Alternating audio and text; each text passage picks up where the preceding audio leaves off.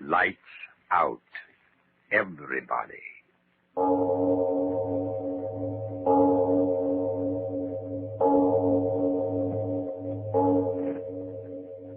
It is later than you think. Lights Out brings you stories of the supernatural and the supernormal, dramatizing the fantasies and the mysteries of the unknown. We tell you this frankly, so if you wish to avoid the excitement and tension of these imaginative plays, we urge you calmly, but sincerely, to turn off your radio now. This is Arch Oboler. Tonight we tell you a story about two gentlemen of the German army, the Nazi army. The scene is a bombing plane flying over England.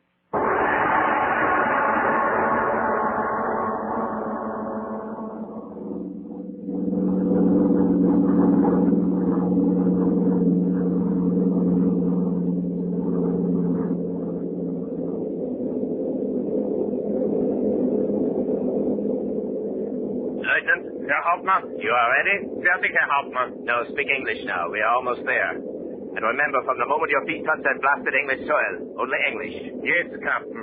Now, check your equipment. Parachute, rucksack, gun. All in order, sir. We should be there in a few moments.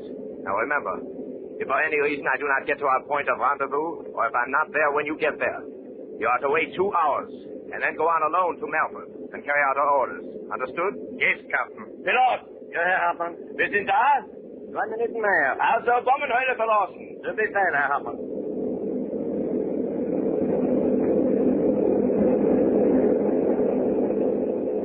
Go. Bomb hatch is open. It's time to go. Oh, one thing more, Lieutenant. Yes, Captain? I was ordered to tell you this just before we jump. If you are successful in your part of this mission, the General wishes me to inform you that the Führer himself will reward you. Now jump. Heil Hitler. Heil Hitler. Pilot, I'm going. Viel Glück, Herr Hartmann. Danke. Heil Hitler.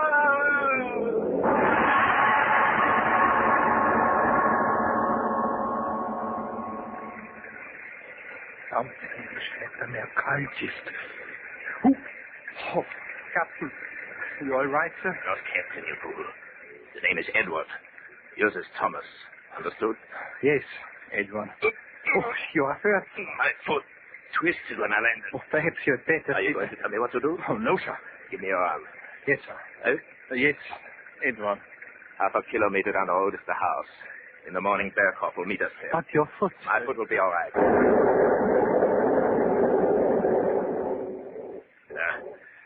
Infernal English climate. Faster, my dear Thomas. The Englishmen have work to do.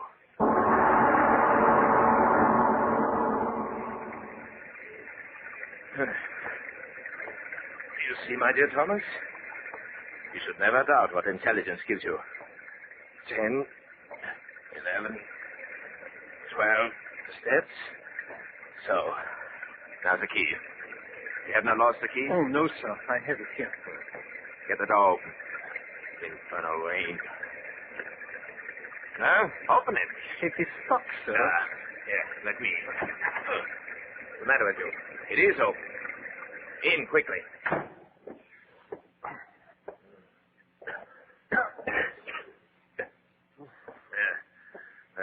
Now we can turn on our lights. These British, how well they built the old piles of masonry. Come. We will build a fire and make ourselves quite comfortable until Berghoff arrives in the morning. Yes, Edward. There is no longer any danger of our being observed. Yes, Captain. Captain. What? I thought I heard... You heard what? Laughter. Infernal flashlight. Give me yours. Yes, Captain. Now, walk on. This house is empty for years. You should know by now that our military intelligence makes no mistakes. Yes, Captain. Captain. I heard. Go to the right. Remember your orders, Thomas. Yes, Edward.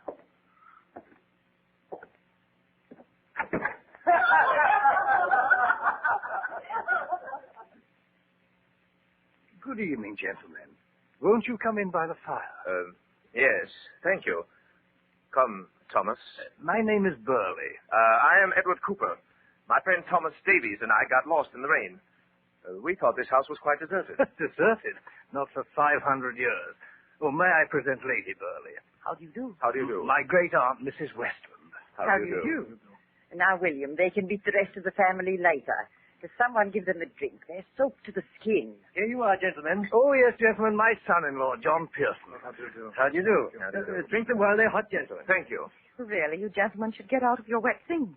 Would you like to go up? No, thank you. We're quite all right. But confused. Confused? Yes, Mr. Davies and I were told on good authority that this property hadn't been occupied for the past 25 years. My dear man, where do you think you are? Milford Towers. Good heavens, young man, you are lost. You certainly are. Milford Towers, that's 2 miles north of here. You're at Dorset Manor. Just took the wrong turn somewhere. Melford Towers, Mr. Carver. Cooper. Mr. Cooper, why in the world were you going to Melford Towers on a night like this? Please forgive our inquisitiveness, Mr. Cooper, but after all, Milford Towers is quite deserted, you know. Yes, we know. What do you mean, sir? Oh, Mr. Davies here and I started quite early.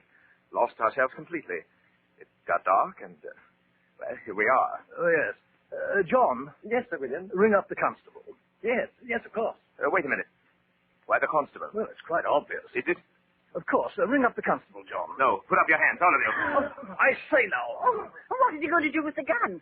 What is he going to do with the gun? Make that old woman keep quiet. Hands. Old woman. Lieutenant keine Chance nehmen. Wir müssen sie töten. I said to keep your hands up. German, William. German spies. Not spies, old woman. German soldiers. You're in civilian clothing. German soldiers, Englishmen. Soldiers. Soldiers to rescue a soldier. William, what are they talking about? How long did you think we would permit you to keep our great Rudolf Hess imprisoned? Malhausen. Rudolf Hess. What are you? Shut your mouth. How dare you? You two. No, here. Now quiet, all of you. Nimm den nächsten Zimmer und schreib sie. Alle? Alle. Quickly. Go. All of you. Do as he says. Or do you want me to shoot? The next room, quickly. Well, I suppose... Where is he?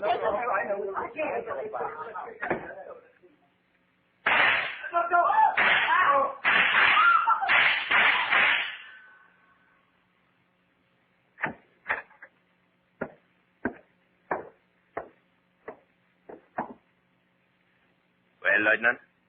We are all dead here, Captain.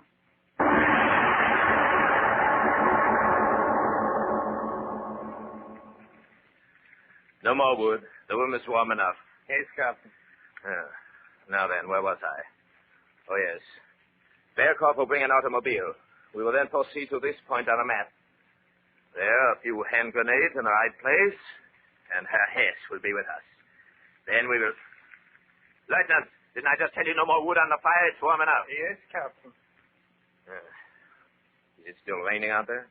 Oh, yes, Captain. Infernal climate. Yes, Captain. Yet, the weather is fortunate. Who will come here on a night such as this? Oh, yes, Captain. No matter. As soon as it is daylight, we will go. 7 in the morning, Bearcourt will be there. We'll meet him. Yes, Captain. Yes, Captain. Yes, Captain. Does none of this mean anything to you? No, never mind. You're a good soldier. You believe. You obey. Always, Herr Captain. I, too. So we will win, always. Yes, Captain.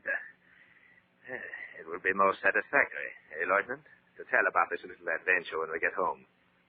To come right in under the noses of the British and... What are you listening to? I don't know, sir. There's nothing. Lieber God, man, why do you stand there with your head twisted like an old woman waiting for... I heard... Be still. In the next room. Who? We will find out. And you told me there was no one left. There was no one. Come.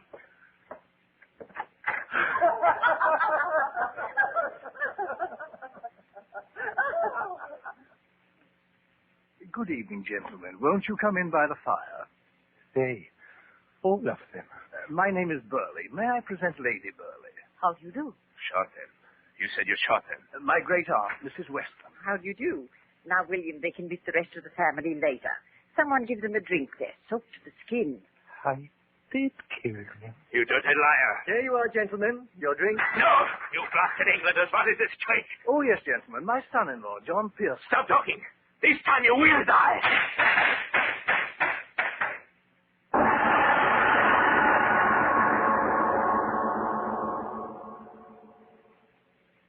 Captain, What? could you tell me the time, please? 12 minutes after 3. Why? How soon will we go? In the morning. You want to get lost again in that infernal woods? No, Captain. What is the matter with you? Nothing, sir. No, I understand. Your dereliction of duty. You think I will report? No. Help me carry out our orders tomorrow, and the fact that you did not shoot those Englanders as I ordered will never reach the ears of Berlin. Anyway, they are dead now. You know that. I know that. It is ended. Okay. It is they. No, I shot them myself. I saw the bodies fall. It is they. No, it cannot be. I'll show you. You see, they are dead. Good evening, gentlemen. Won't you come in by the fire?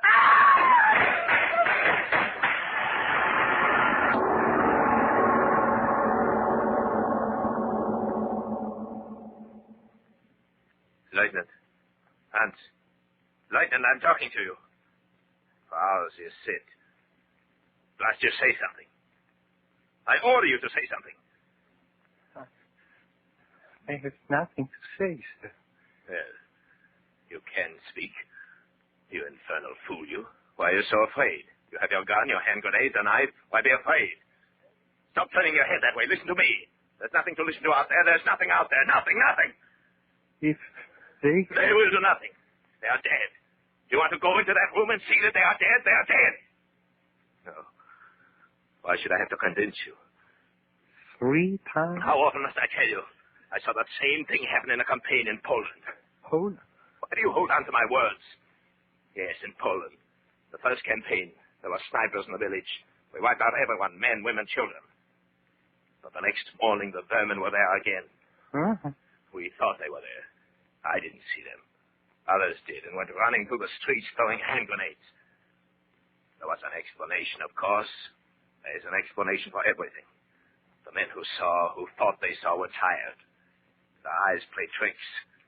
I heard the doctors in my division talking. They said it was tricks of the mind. Those people are dead. They must be dead. You too are afraid. Blasted insubordinate idiot. How dare you? I'm not afraid. I'm afraid of nothing. If they would only come. I believe in the Führer and his destiny. I can never be afraid. If they laugh again. Stop talking. I order it. They will not. My infernal leg. Swollen. Lieutenant, listen. To what? Not to anything. To me. Oh. Go in the next room. Look. Look. You question an order? You said they were dead this time. Why look at? I order you to go. Do not just sit there. Tell me what you're thinking. Tell me. I'm thinking that maybe this is what I've always been afraid of. In Czechoslovakia, in Holland, in Belgium, in France. This is what I always was afraid of. Of what? That someday I would wait for them. Them? I commanded a firing squad in Slovakia. We shot women. What's that got to do with this? In Belgium, too. Women. What are you talking about? In Poland, the tank I was in was covered with the blood of the children and women. You blasted fool. You are a soldier of the greater German Reich. I think to myself, why don't I just leave you here and run? You would not dare. I think to myself, what is the use? Sooner or later they will come for me. Who? Who will come for you? The dead. Shut your mouth! The dead are dead. We exterminate the vermin for the glory of the great Reich. I always suspected you, Hans Miller, you weak-minded fool. I explained everything to you. Hallucination, always hallucination. I know what I will do. What? If they laugh again, I know what I will do. Yeah. Grenade. What are you going to do with that hand grenade? I hold it. Take your fingers off the firing pin. No. I order you. No. I am your superior officer. Put that grenade down. No. You maniac. What are you going to do? Sit and wait. For what? If they laugh again, we were wrong. You and I. You and I in the field. How dare you? All wrong. And I will pull out the firing pin, and we will die. Put down the grenade. If we were wrong, I would rather finish it here, now, than wait again. You crazy. No. The gun, put it down, or I will pull the pin. All right. I'll leave you here. I will go. My leg. You see, you will stay with me and wait. Hans, in the Führer's name, be careful. That firing pin is loose. If you pull it, Do not be afraid. If they do not laugh again until it is dawn, I will believe what you said, that it was hallucination. Yes, it was a hallucination. If they do not laugh again and it is day again, I will believe. If they do not laugh again.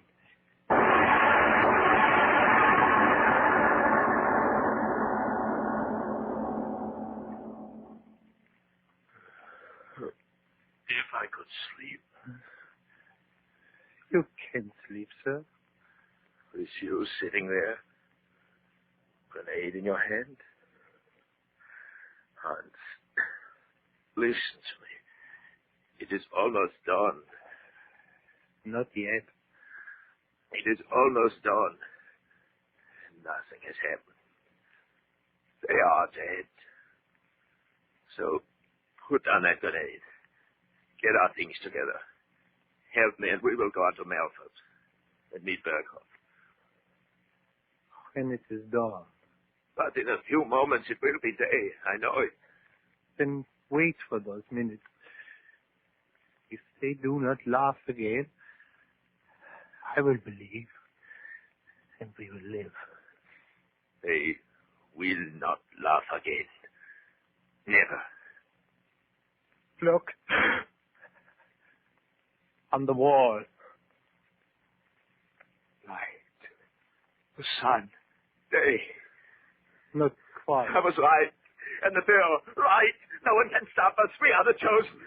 Put down that grenade, Hans, and... Listen. Listen. To what? To what? I thought that I heard... Listen! Listen to them!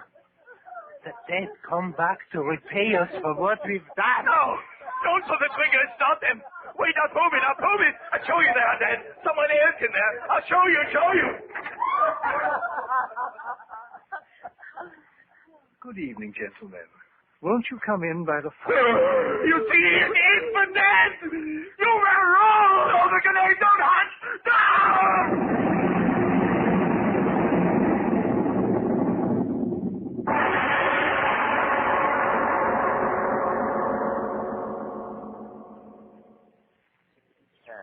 Good morning, Rika. Oh, good morning, Harold. Lovely morning. Aye. Certainly rained last night. And that thunder. What brings you out so early, Harold? Oh, me old woman told me she had an explosion or something just at daybreak, so I come over. Explosion? Aye.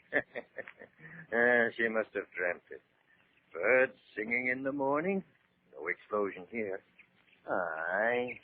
But I do wish they'd tear down these old ruins. It does no good leaving them stand there to remind us that Sir William and all his family were killed by a German air bomb 3 years ago. 3 years ago last night.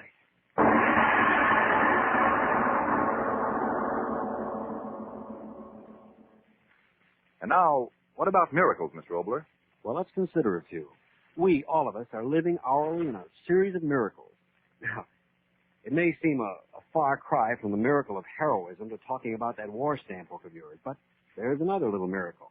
8 25-cent stamps, 8 hand grenades. 6 25-cent stamps, 1 winter combat helmet. 30 10-cent stamps, a pair of jungle fighting boots. An anti-tank mine for 15 50-cent stamps. A commando trench knife for 40 10-cent stamps. Every empty space you fill in with your stamp album adds to the rain of steel going into the camps of the enemy. Every time you fill your album and turn it into a bomb, well, you turn it into a bomb. You turn the rain of steel into a hurricane. Your way to do more to help beat the Axis is by buying enough stamps to fill the empty spaces in your stamp book. Then turn it in for a war bond. It will bring on that inevitable miracle of a bomb. It is later than you